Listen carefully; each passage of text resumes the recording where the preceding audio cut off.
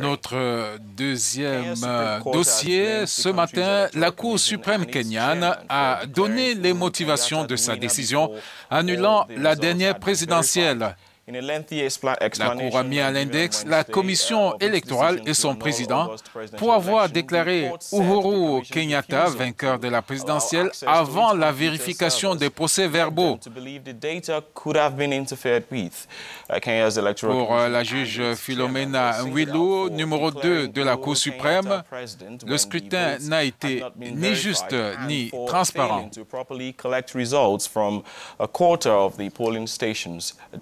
Chief Justice Philomena Mwilu said the election was neither transparent nor verifiable. African News Ignatius Ano and William Bahiha et Ignatius Ano ont suivi cette actualité. Au Kenya, la Cour suprême critique sévèrement la commission électorale pour sa gestion de la présidentielle du 8 août dernier.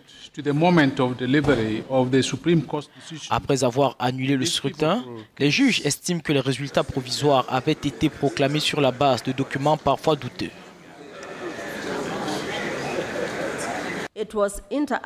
L'élection n'était ni transparente, ni vérifiable.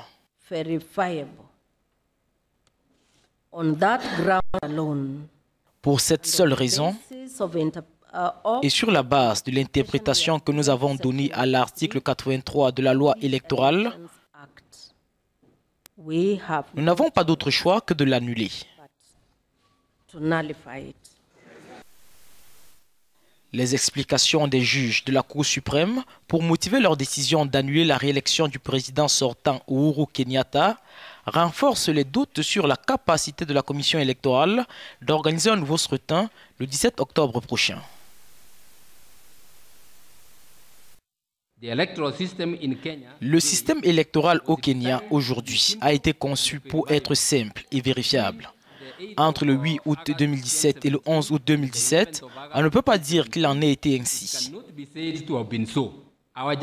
Notre jugement est également simple et, à notre avis, clair et compréhensible. Il devrait conduire l'IECB à rechercher son âme et retourner à la case départ. La compagnie française Otemorpho, en charge de la gestion du système électronique de la commission électorale, a déclaré lundi ne pas être à mesure de tenir un nouveau scrutin le 17 octobre.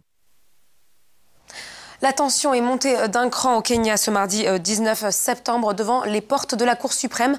Son président David Maraga a dénoncé des attaques répétées contre le système judiciaire. Nous appelons les Kenyans de bonne foi à défendre l'indépendance de la justice. De notre côté, nous sommes prêts à payer le prix ultime pour protéger la Constitution et l'état de droit, a-t-il déclaré mardi. Donc, la Cour suprême serait l'objet de multiples menaces sur les réseaux sociaux et de la part des politiques. D'abord de la part du président sortant Uhuru Kenyatta, annoncé vainqueur avant l'invalidation du scrutin, mais aussi de la part de son parti, le Jubilee. Nous avons en ligne de Nairobi, la capitale, l'analyste politique Herman Manyora. Bonjour, Monsieur Manyora. Que pouvez-vous déduire du rapport des juges de la Cour suprême relativement à l'annulation de la dernière présidentielle? D'une manière générale, ils ont confirmé ce que les gens savaient. Il n'y a pas de surprise en particulier venant des juges majoritaires. Ils ont relevé des irrégularités et une illégalité. Ils ont également fustigé la commission électorale, mais qu'en est-il de sa responsabilité ou celle d'agents spécifiques? Est-ce que leur responsabilité pourrait être engagée? Je pense que ce qui a choqué beaucoup, c'est ce qui a beaucoup choqué. Ils sont absous, les responsables, le président élu, la commission électorale et le directeur du scrutin, qui est le président de la commission électorale. Ils ont déclaré qu'il n'y avait aucune preuve pour incriminer les différents individus. D'où la question de savoir pourquoi ils ont invalidé cette élection et essentiellement les résultats.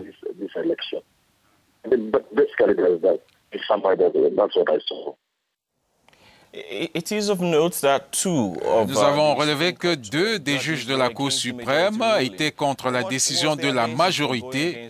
Quels étaient leurs arguments? Bien qu'ils aient une vision différente, la décision aurait dû être fondée sur 2 choses.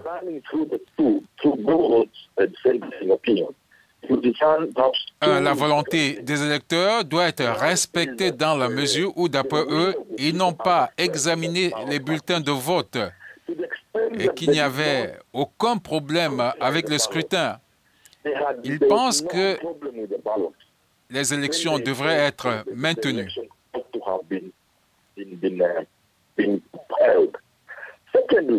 Deuxièmement, même s'ils étaient d'accord pour relever des possibles cas d'irrégularité, ils ont mis en exergue la décision de 2013 fondée sur la loi électorale dans sa section 83.